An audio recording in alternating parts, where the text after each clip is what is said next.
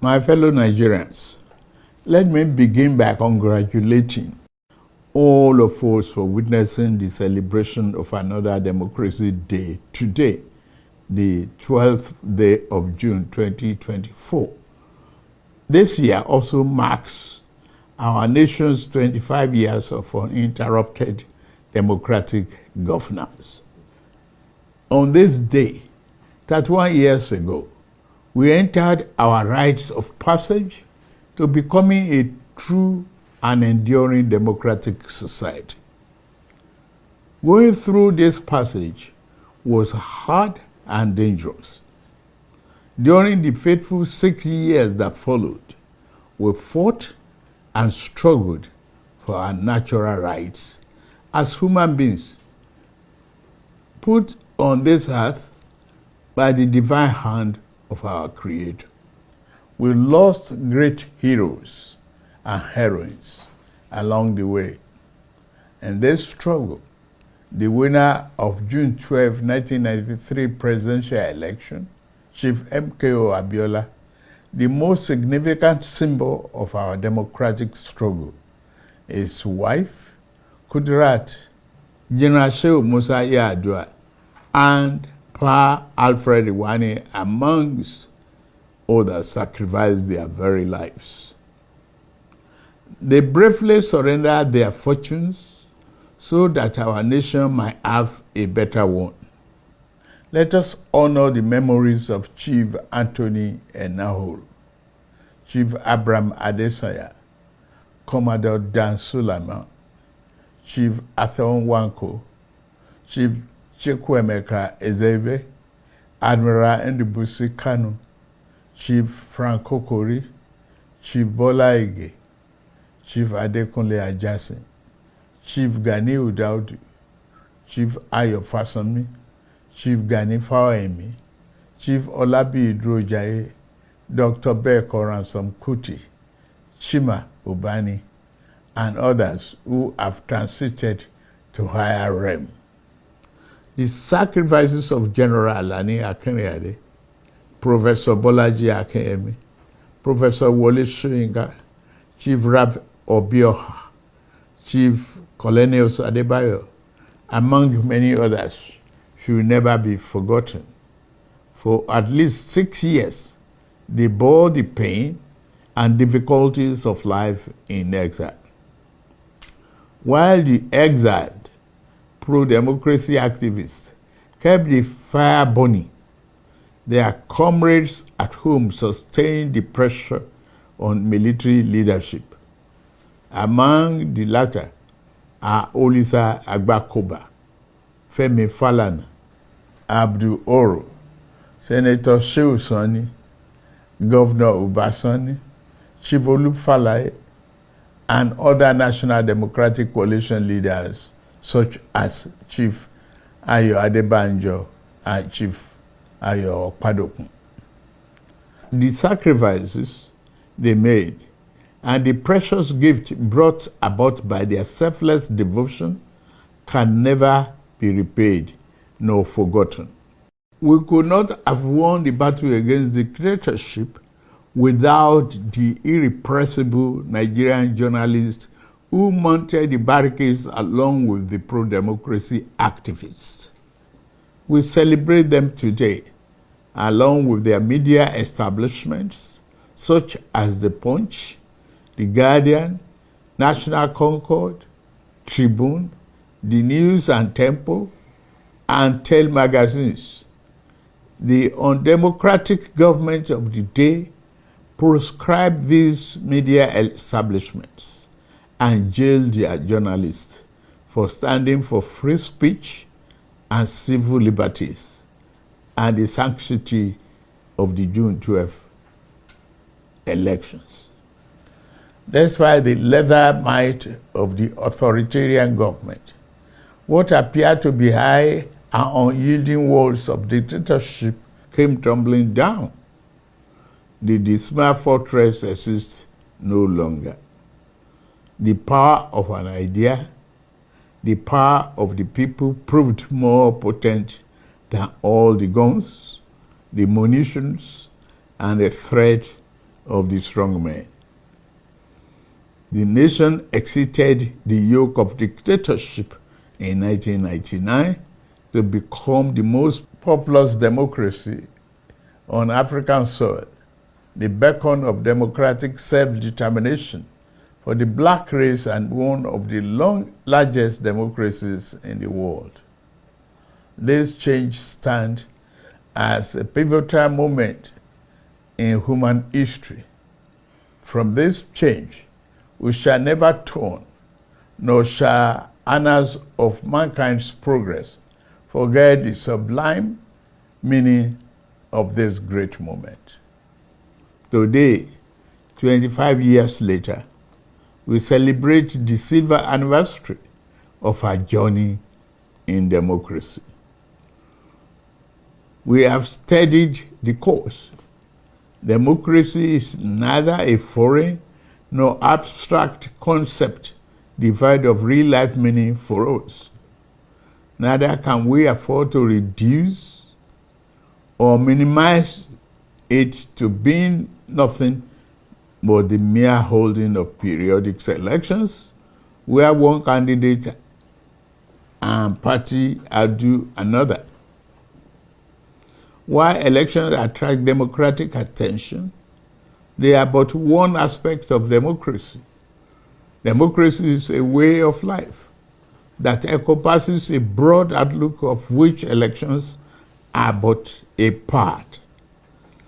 As such, a nation can have elections without being democratic, but a nation cannot be truly democratic without holding elections. That we have established a tradition of holding transparent, open, and fair elections gives credence to our democratic standing. That we have experienced peaceful transitions of government affirms our democratic temperament. Fellow Nigerians, true democracy shined its light on the daily lives of the people who live under its nurturing wings. It affords us the freedom and liberty to think as we want, live where we want, and pursue whatever legitimate endeavors suit us. Democracy does not assume some false or false unity of opinion. In fact, democracy assumes that conflicting ideas and differing opinions shall be the order of the day, given the diversity and variety of the human experience. There must be diverse perspectives and viewpoints. What democracy demands is that we do not resolve differences through force and repression, but to make allowance for the legitimacy of views that differ from our own. The other forms of government imposed against the will of the people. Democracy aims to make leaders who conduct themselves as servants of the common good, not as viceroys of the narrow interests of the might. My dear compatriots, Nigeria faced the decision of untold gravity 25 years ago, whether to veer towards better destination or continue aimlessly in fog of dictatorship. We made the right choice then. We must continue with that choice now. As Nigerians, we must remind ourselves that no matter how complicated democracy may be, it is the best form of governance in the long run. We must also be aware that there are those among us who will try to exploit current challenges to undermine, if not destroy, this democracy for which so much has already been given. This is the great battle of our day and the major reason we specially celebrate this day as Democracy Day. The true meaning of the day is not to focus solely on the great deeds of the past that have brought us to this point. Yes, we pay eternal honor to those who laid down their lives, sacrificing everything to pave the way for the nation. I stand uniquely placed in this regard, and I was among those who took the risk to midwife the birth of our democracy. I am now a direct and obvious beneficiary of the fruit of those historic efforts. As a president of this nation, I am morally and constitutionally bound to preserve this precious form of governance. I vow to do my utmost best to protect your rights, freedom, and liberty as citizens of Nigeria. Even more than that, I pledge to do whatever is necessary to cement democracy as our way of life.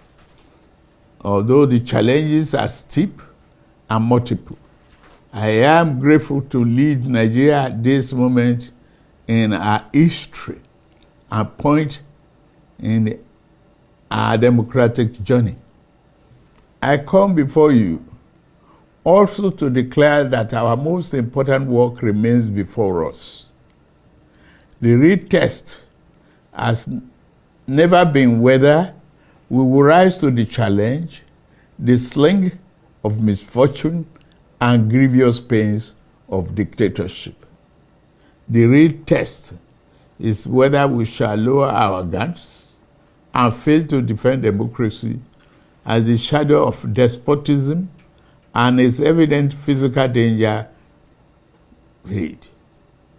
I say to you here and now that as we celebrate the enshrinement of our political democracy, let us commit ourselves to the fulfillment of equally important counterpart, the realization of our economic democracy.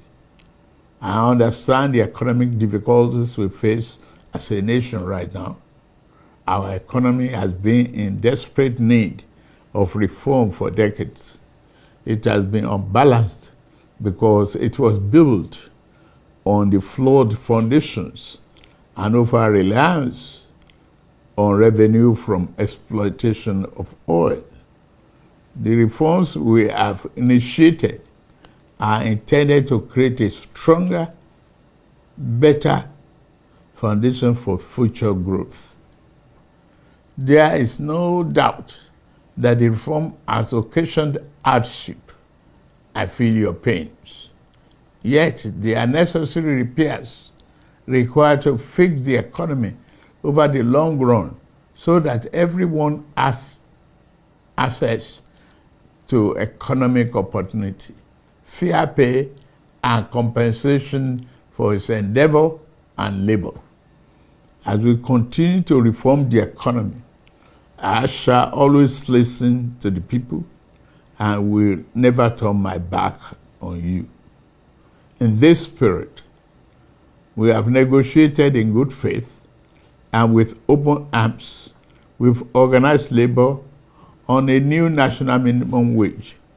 We shall soon send our executive bill to the National Assembly to enshrine what has been agreed upon as part of our law for the next 5 years or less. In the face of labor's call for national strike, we did not seek to oppress or crack down on the workers as a dictatorial government of the past would have done. We chose the path of cooperation over conflict. Nobody was arrested or threatened. Instead, the labor leadership was invited to break bread and negotiate towards good faith resolution. Reasoned discussion and principled compromise are a hallmark of democracy.